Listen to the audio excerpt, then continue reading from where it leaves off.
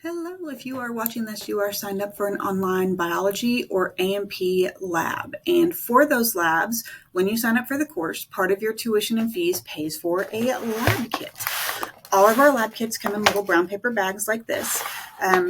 You are going to need to pick up a lab kit and have a signed lab kit agreement that shows us that you're going to be a responsible, safe person as you complete those labs. You have to watch this video in its entirety in order to get the lab kit agreement so that you can pick up the lab kit. Whenever you pick up the lab kit, you're going to have to pick it up on campus from either a library or from a biology instructor if you have a question about something and you want somebody that you can ask that might know an answer to those questions. When you come up to campus to pick up that lab kit, it's important that you plan to go straight home with your lab kit.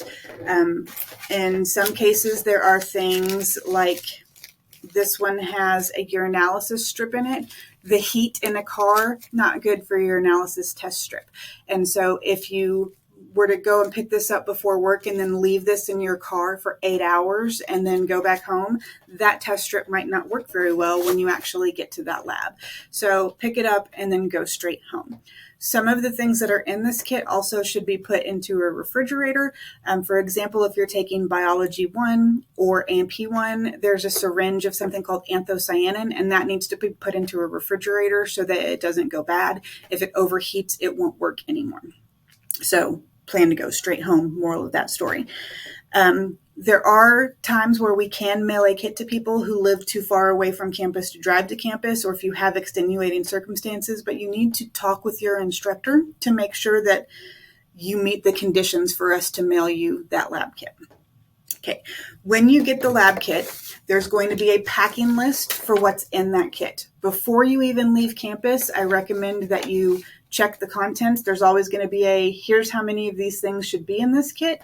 And then here's a picture of what that item should look like in that kit. So check it, make sure everything is in the kit before you even leave so that we can fix any problems before you go driving off. Make sure once you get the kit home, you store it in a safe place. The example I'm going to give you here. So this is a fetal pig. A&P 2 dissects a fetal pig. Dogs might like this. You don't want your dog to eat this. So you want to make sure that you store your kit far away from a place where a dog might be able to access your fetal pig. You want to keep it away from children. You want to keep it away from parents. We've had instances where a parent saw the kit and thought, well, that looks like trash. My kid can't clean their room, and they've thrown away the lab kit before the student needed it. So keep this in a safe place where nobody else can access it, and that way you have all the supplies that you need so that you can carry out the lab.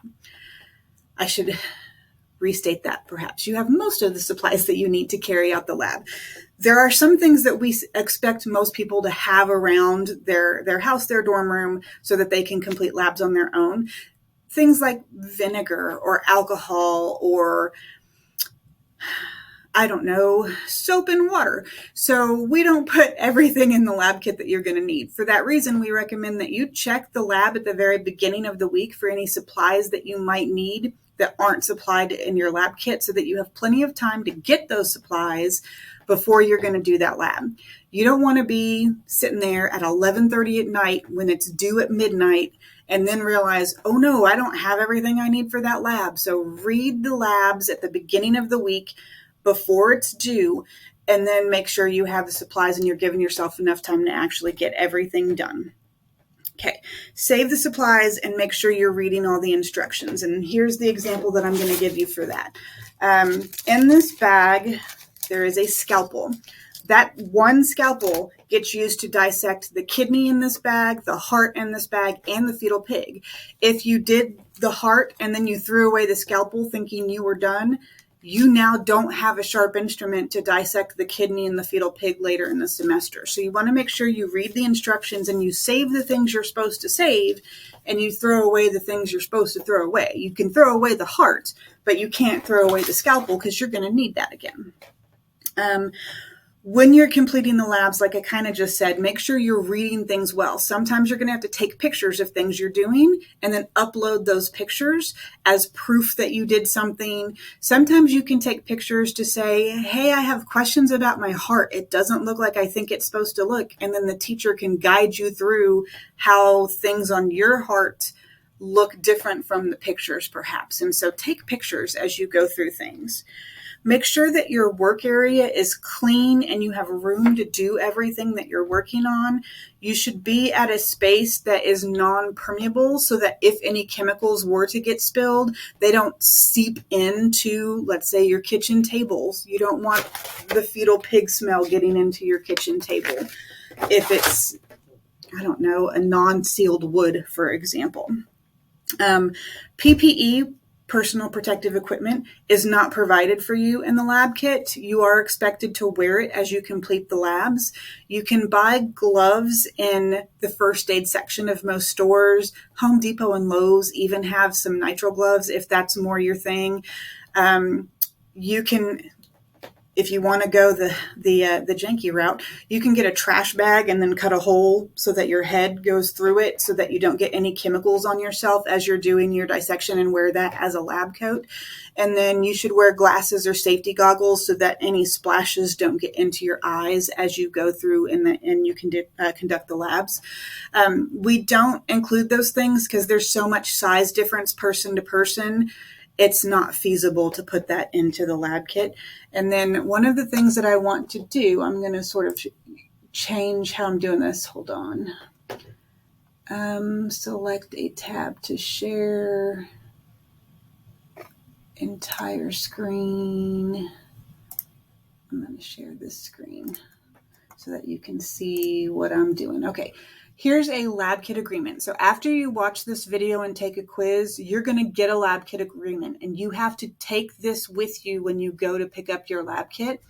This has more detailed instructions on how you can schedule appointments with people to pick up your lab kit, or it tells you can just go to the library and pick up a lab kit. It mentions a lot of the stuff that I just said as well. So make sure you do read through that lab kit agreement. But the other thing that I wanted to show you is when you are in the course, there is safety information. Should have had this available and up for you guys already, but anyway, here we go. Here's how you can get to it. You're going to come into content, and then it's here in the welcome folder. Sorry, we've had another person editing things. There we go. And you have SDS. These used to be called MSDS sheets, but now they're just SDS sheets. These are safety data sheets.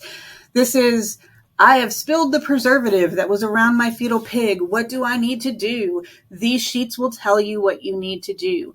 The anthocyan and the iodine, all of your chemicals have these SDS sheets in here so that you can see exactly what you need to do. We will also have those in the specific labs where you're using those things as well. So in addition to the PPE, you have your safety data sheets to help you out. Now let's see if I can figure out how to get back to where I was in my Panopto. Where'd you go, Panopto? Here we go. Found it. Now, next thing that you're going to do is you're going to take a quiz over this video. Once you pass that quiz, you will get access to the lab agreement. And then once you sign and date the lab agreement, you are going to take that lab agreement with you to either an appointment with a lab instructor on campus or to the library, and then you'll be able to pick up your lab kit and then take it home so that you can conduct your labs. Hopefully this helps make sure that you stay safe during the course of the semester. Good luck with everything.